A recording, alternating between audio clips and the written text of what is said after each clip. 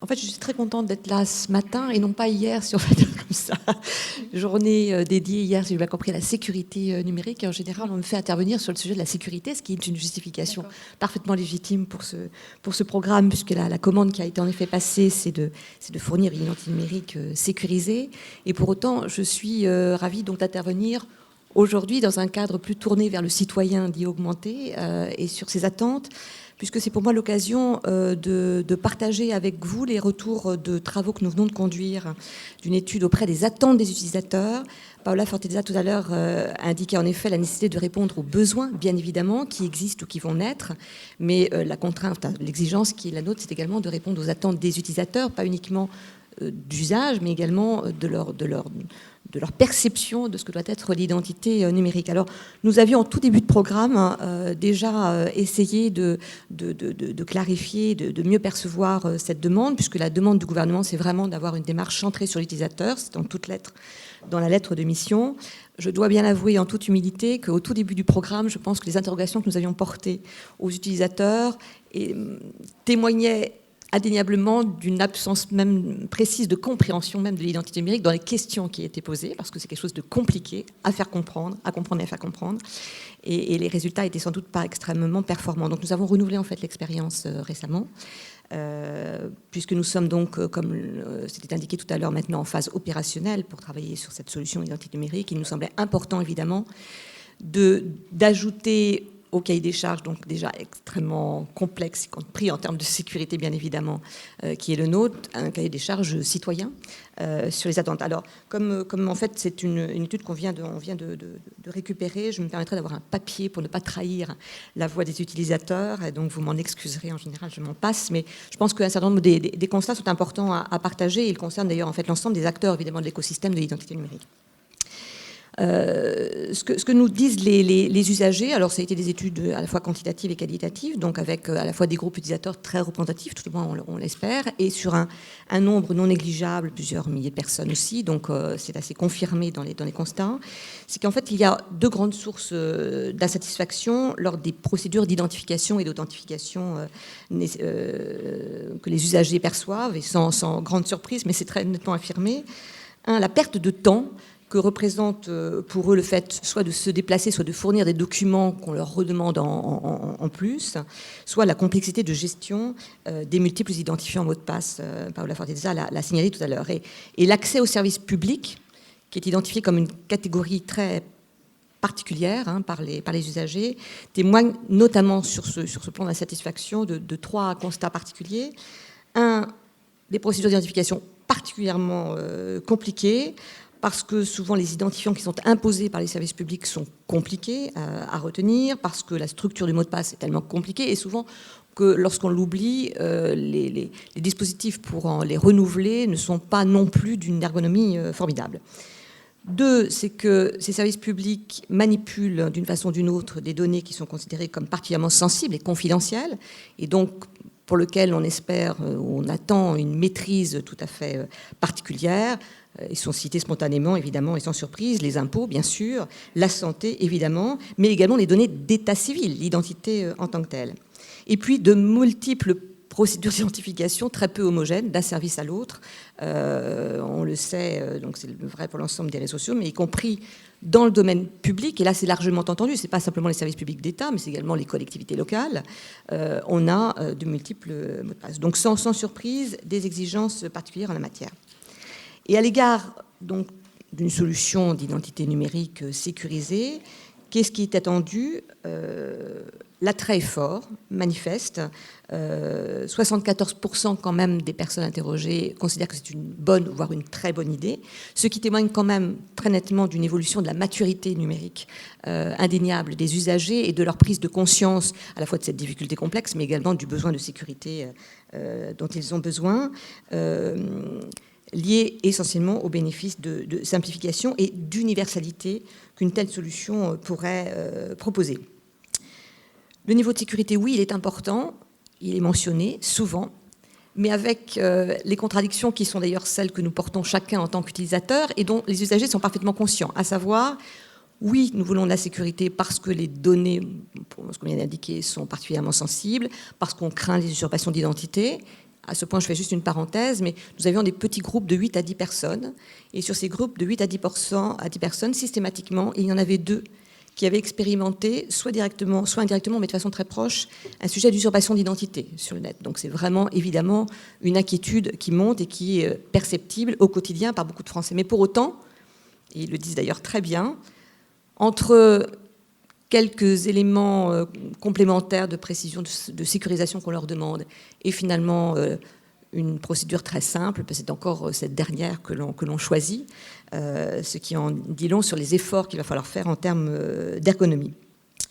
Et quand on parle des inquiétudes, des inquiétudes, des craintes que peuvent avoir les utilisateurs à l'égard d'une solution d'identité numérique proposée notamment par l'État, on aurait pu imaginer finalement en premier des risques de fichage, des risques de traçabilité, qui sont évidemment des inquiétudes latentes dont des polémiques antérieures ont fait part et dont on sait très bien qu'elles pourront ressurgir. Mais ce n'est pas ça qui surgit en premier dans les inquiétudes qui sont exprimées.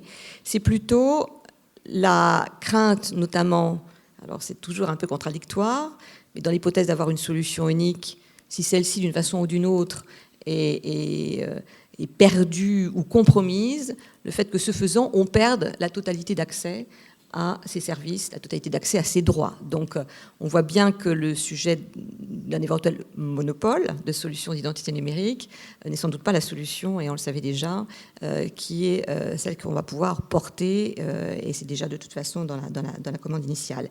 Et la plus grande inquiétude aussi, c'est de disposer de phénomènes de dispositifs de réassurance, de support et d'assistance de la part de l'État, notamment, une résilience attendue, mais également un accompagnement en cas justement de perte ou de compromission. Donc c'est pour ça que je vous dis que le cahier des charges citoyen est lourd, parce que non seulement il est dans l'ergonomie de la solution, mais il est également dans l'assistance et le support qu'il faudra mettre en place.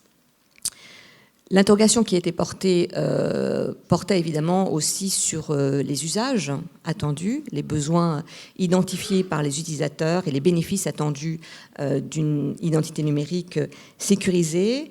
Et là aussi, c'est évidemment riche d'enseignements.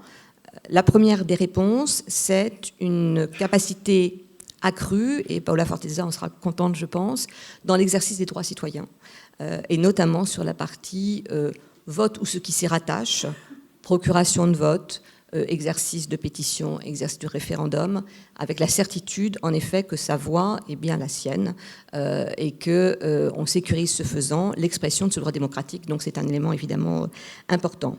Le deuxième, on l'a un peu évoqué, c'est cette appétence ou cette promesse d'accès universel aux services, avec des services facilités qui aujourd'hui sont un peu plus compliqués. Notamment, on évoque le renouvellement des titres qui demandent souvent plusieurs déplacements ou ce genre de sujet.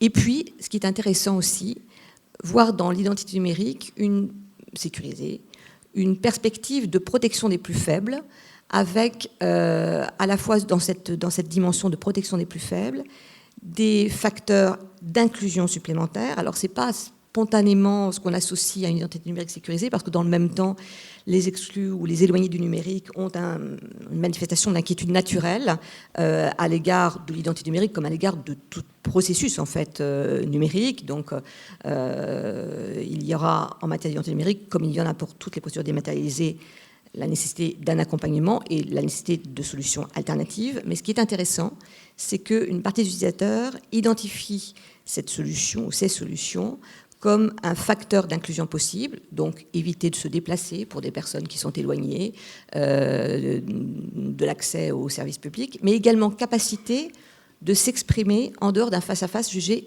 difficile.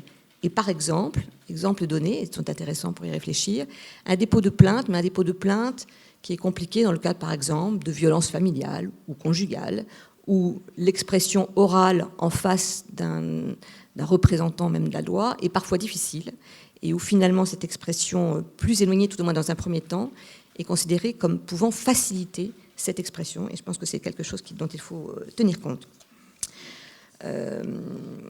Les éloignés du numérique, oui, bien sûr, on en a un tout petit peu déjà parlé, je n'y reviendrai pas, mais ça fait partie évidemment des sujets qu'il faudra pour nous auquel il faudra être évidemment extrêmement attentif. Et finalement, si je résume en fait là, cette expression d'enquête sur laquelle on reviendra, hein, puisque vraiment on en est au premier retour, c'est vraiment quelque chose d'un peu inédit, il faut vraiment qu'on l'exploite de façon plus importante. Mais finalement, ça se résume en 3 mots. 1, facilité. 2, sécurité. 3, maîtrise. Donc c'est un peu finalement notre objectif et notre horizon dans la mise en œuvre opérationnelle de notre programme. Et les utilisateurs définissent cette perspective de la façon suivante, en listant donc, et je reviens en résumé, les attentes qu'ils ont à l'égard de cette solution. 1, prouver son identité de façon certaine, de manière sans avoir à montrer, sans avoir à envoyer des scans, sans avoir éventuellement à se déplacer, ça c'est de façon classique.